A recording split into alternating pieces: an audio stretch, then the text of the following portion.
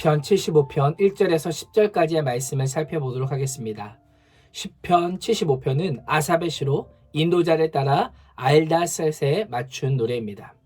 알다셋이란 멸하지 마소서라고 하는 뜻으로 악인들의 권세를 제어하시고 의인들에게 승리를 안겨주실 하나님의 선하신 계획을 확신하는 노래입니다. 1절에서 아삽은 예배 인도자로서 회중과 함께 하나님의 이름을 부르며 주께 감사하고 감사함은 이라고 하는 고백을 통해서 하나님께 대한 지극한 감사의 마음을 표현합니다. 그러나 오늘 말씀을 자세히 살펴보면 시인이 처한 상황은 그리 좋아 보이지만은 않습니다. 알다셋이라는 곡조 자체가 고난이나 위기의 상황 가운데 하나님의 구원을 간구하는 것이기 때문입니다. 그럼에도 불구하고 이 고난과 위기 가운데 시인이 감사하고 감사할 수 있는 이유가 무엇입니까? 1절 하반절 말씀을 보면 주의 이름이 가까움이라 라고 말씀합니다. 다시 말하면 하나님의 역사하심이 곧 임박하였기 때문입니다. 2절은 주의 말씀이 내가 정한 기약에 이르면 내가 바르게 심판하리라고 말씀합니다. 하나님께서 정하신 때에 공의로 심판하시면 어떻게 되겠습니까? 악인은 멸망할 수밖에 없습니다.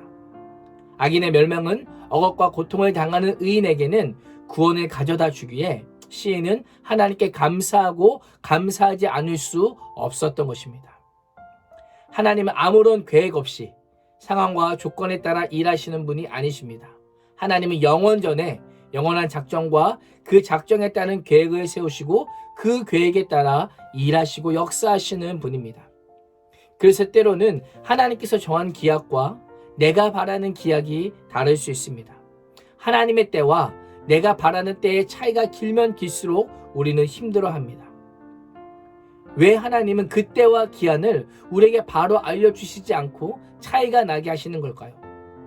그 이유는 오늘의 삶에 충실하며 하나님을 신뢰하며 살도록 하기 위함입니다. 그 때를 알고자 애쓰기보다 묵묵히 하나님의 때를 신뢰함으로 기다리는 인내를 원하시기 때문입니다. 하나님의 정한 기약을 기다리는 그 인내가 곧 우리의 믿음입니다. 인내가 무엇입니까? 인내란 믿음의 표현입니다. 그런데 우리는 악한 자를 보면 화가 납니다. 교만한 자를 보면 내가 직접 그 교만을 꺾어주고 싶을 때가 있습니다. 신앙의 성숙이란 내가 재판장이 아니라는 것을 훈련하는 것입니다. 내 위에 하나님이 계시다.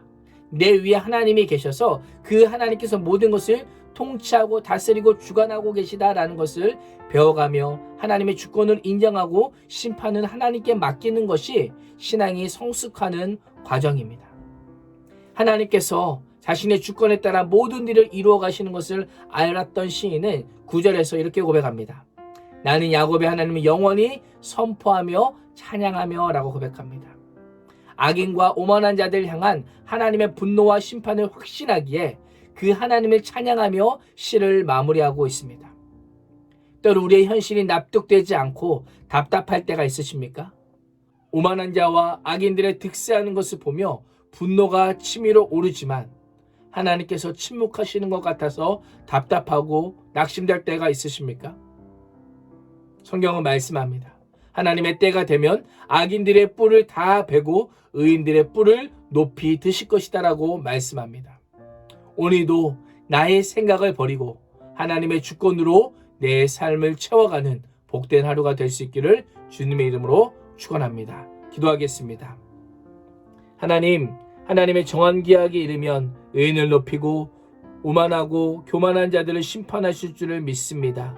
하나님의 때를 바라보며 공의롭고 정의로운 심판장 되신 하나님께 심판을 맡기고 오늘도 하나님의 주권에 따라 일하시는 그 하나님께 찬양하며 감사하는 복된 하루가 되게 하여 주옵소서. 예수님의 이름으로 기도합니다.